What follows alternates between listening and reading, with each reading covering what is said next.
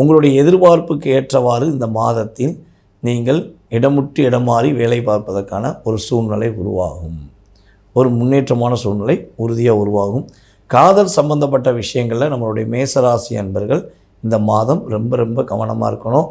நீங்கள் அவசரப்பட்டு காதலை சொன்னேன் அல்லது காதலன் கூட சண்டை போட்டிங்கன்னா சில பிரச்சனையை சந்திக்க வேண்டிய சூழ்நிலை வந்துடும்.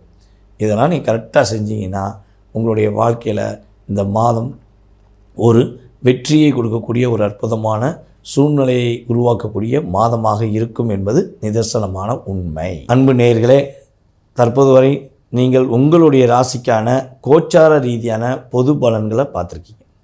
இந்த பொது பலன்கிறது பார்த்திங்கன்னா சூரியன் முதல் மற்ற ஏனைய கிரகங்கள் எந்தெந்த ராசியில் உங்கள் ராசிக்கு எத்தனாம் இடத்துல அமர்ந்திருக்காங்களோ அதனை வச்சு நம்ம கணக்கிடுறது தான் பொது பலன். இது பார்த்திங்கன்னா குறைஞ்சது ஒரு 20% ஒரு எனர்ஜியாக பூஸ்ட், அவ்வளோதான். ஆனால் அது மட்டுமே உங்களுடைய வாழ்க்கையவோ உங்களுடைய ஆசைகளையோ பூர்த்தி செய்யும் என்பது கிடையாது.